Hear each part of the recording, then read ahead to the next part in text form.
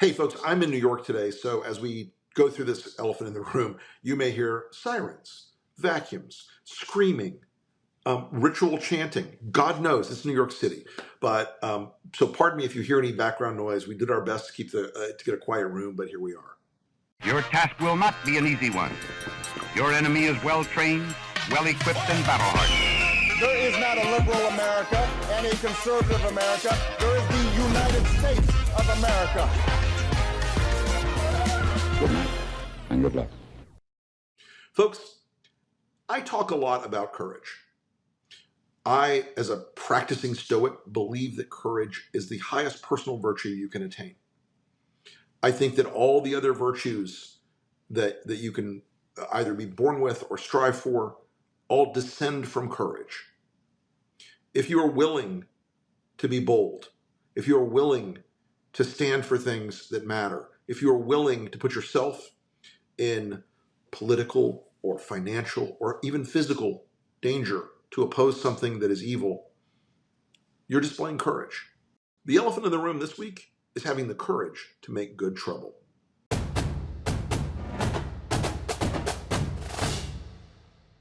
And a lot of the time in our country, we mistake courage for bravado.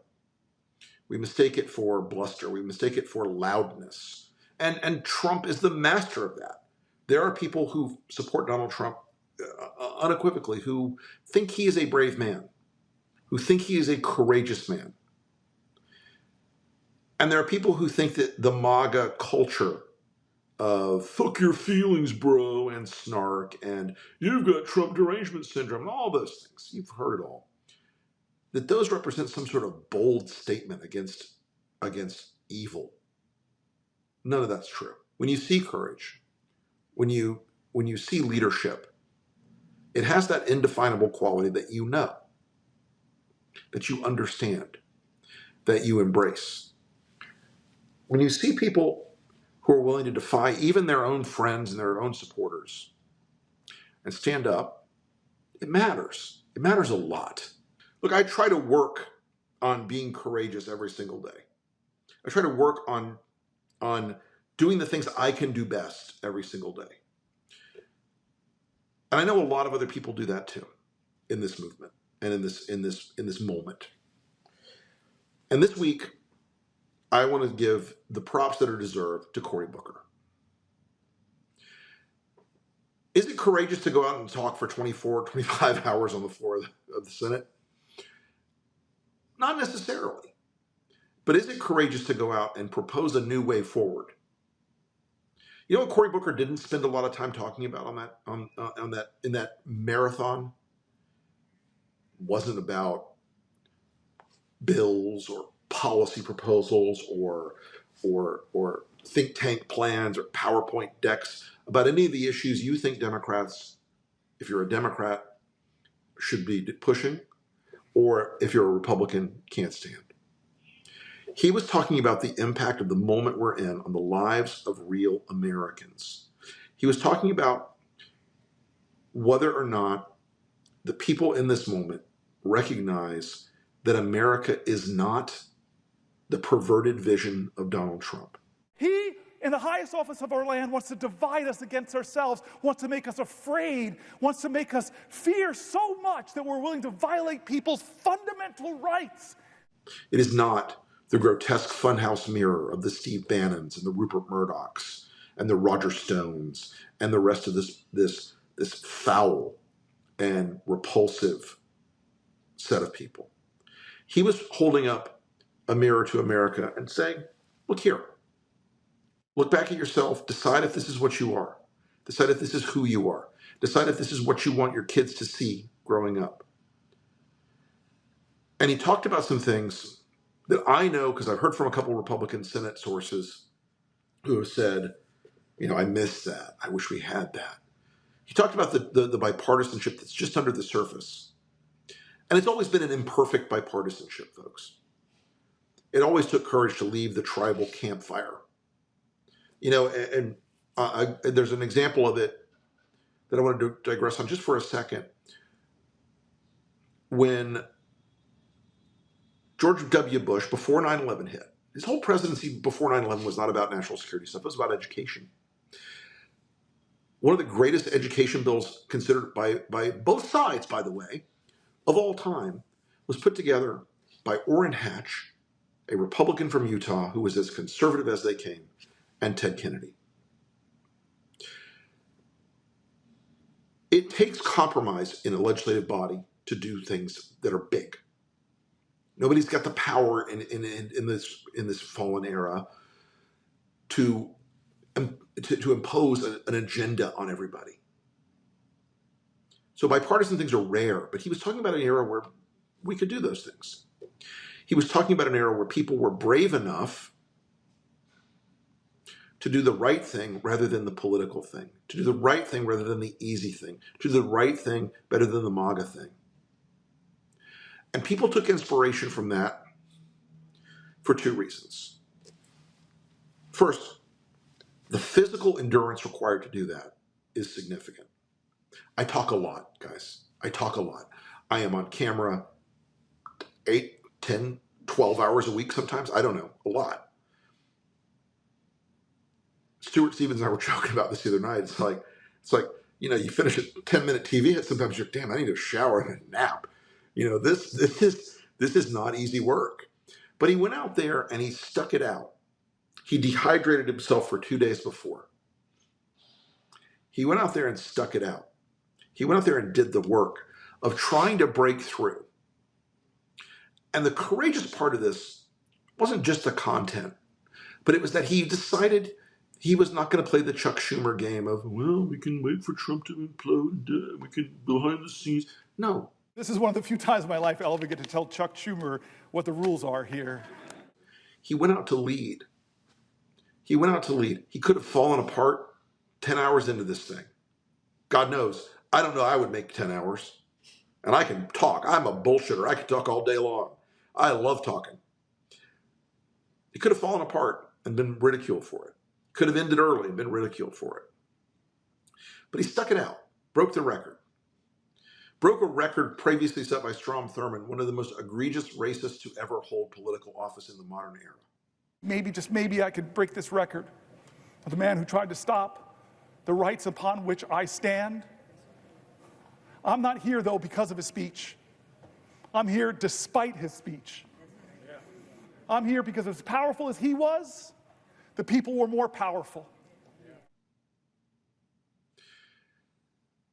But that courage that you saw, the physical moment, it wasn't just that. It was that he was defying even the Democratic Party and telling it, you have to own up to things you've done wrong in the eyes of the American voters. You have to fix it. You can't pretend we're smarter than you. Fuck you. Do what we tell you. That doesn't work. We clearly saw that that is not a winning strategy. I have to salute him for this because I think this was a really important moment. I think this was a really important day. I think this was a really important example.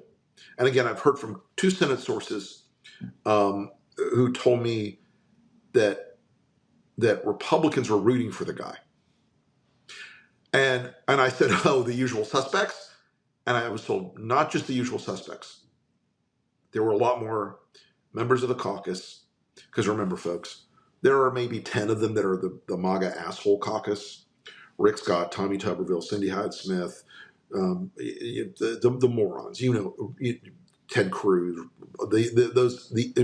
Mike Lee. Those guys are just like, Donald Trump's farts smell like rainbows and honeysuckle. And he's the greatest leader of all time. But those people on the Republican side need courage too. And now is the time. Because the elephant in the room this week is courage. We have seen some tiny, tiny little cracks of light from under the door. The Senate on Wednesday passes a resolution telling Trump to stop the trade war with China, or with Canada, excuse me. The Senate does not do that without a group of people inside the Senate who get the crisis we're in. It takes courage in that Senate to defy Trump on anything, as you can see, because, Susan Collins and Lisa Murkowski, who you think are like the rebels, still voted for people like Pete Hegseth and Tulsi Gabbard and Kash Patel. But there is something moving out there. It's the undeniable horror of what Trump's doing. Economically, we're seeing it in a crashing stock market right now with this trade war from hell, which will go down in history, I assure you. I'm a political historian, not an economic historian, but I can tell you, no president in American history has done as much damage to the nation in one single day as Donald Trump did on Wednesday afternoon. No president ever. Not one. He will go down as the singularly terrible example of the worst president in history. But he won't go down. And he'll keep doing the things he does. He'll keep abusing the power that he has. He'll keep abusing the American people until everyone shows courage. And that's not just the Republican Party or the Democratic Party. That's law firms who are bending the knee. That's corporations who are hoping they can get Trump to not block a merger or let them buy TikTok or any of that gamesmanship that's going on in corporate America right now.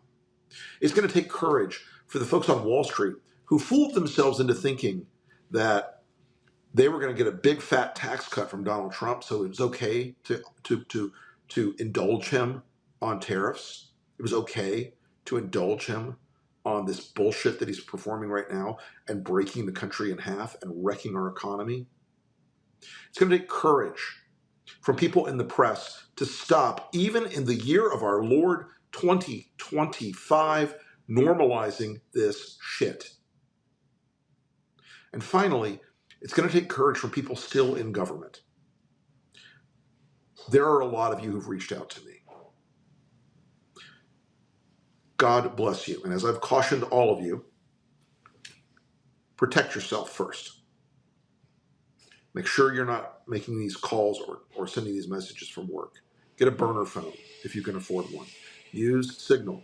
Because we're not a fucking government agency. Use Signal. Be careful. But the people inside this government now who know the horror, who know what's happening, who know what's going on, and I'm not saying just leak to me, you should be talking to ProPublica. You should be providing this information. Also, even if they seem disinterested, and I know they do seem disinterested, fuck you, Washington Post, in a lot of these whistleblower stories, keep providing them the information. Keep telling them what you know. Because they will be, at some point, in a position where accountability rears its ugly head. Where their brand and their survival, when they say, oh, we didn't know anything about the torture and abuse of prisoners from ICE. We didn't know anything about that. And you provide the goods that they did, and they're doing it, and it's deliberate. That is a moment where your courage will pay off for a very long time. If you're not afraid right now, some days, you're blind. But if you're always afraid right now, I beg you, find the thing that makes you brave. You may have heard this advice before.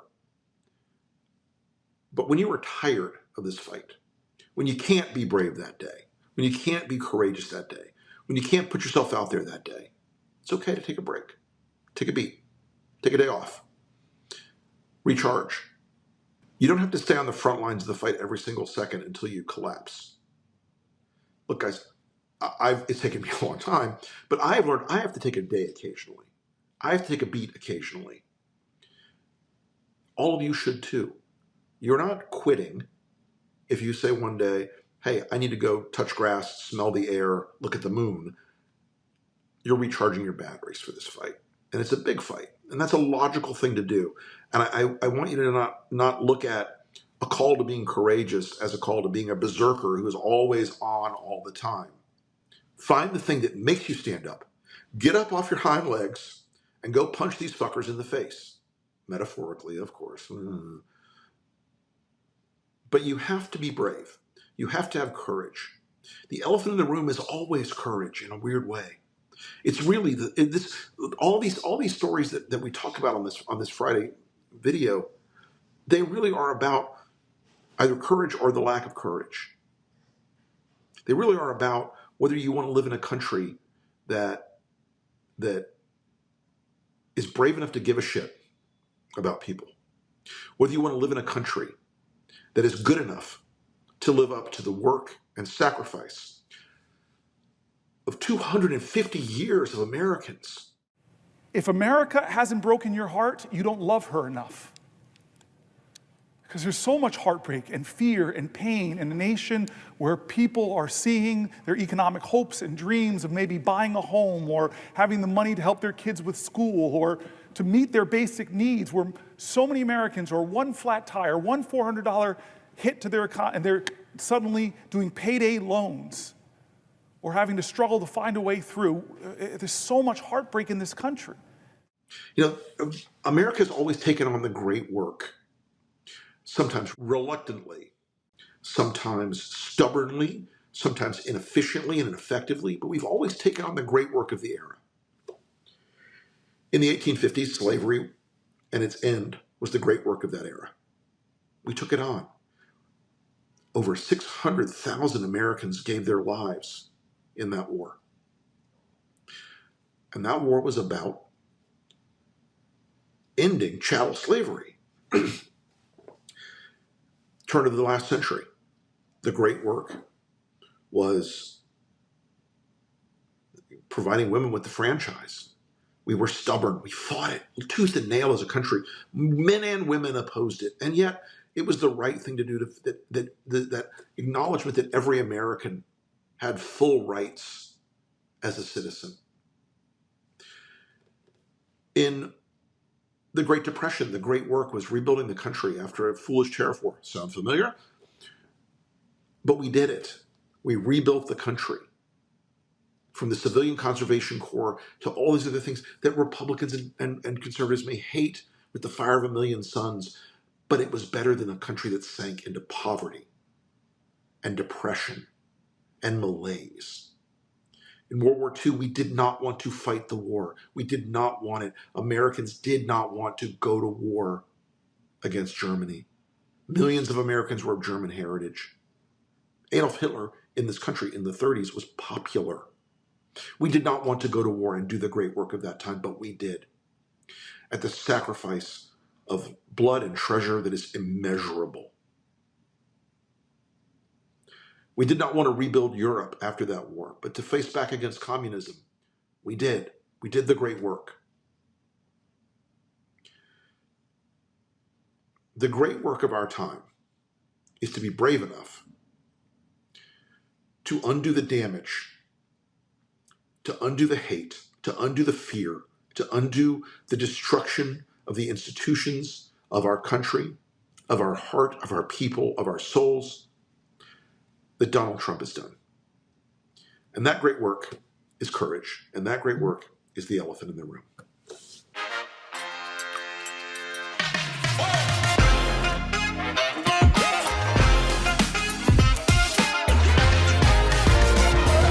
Good night, and good luck.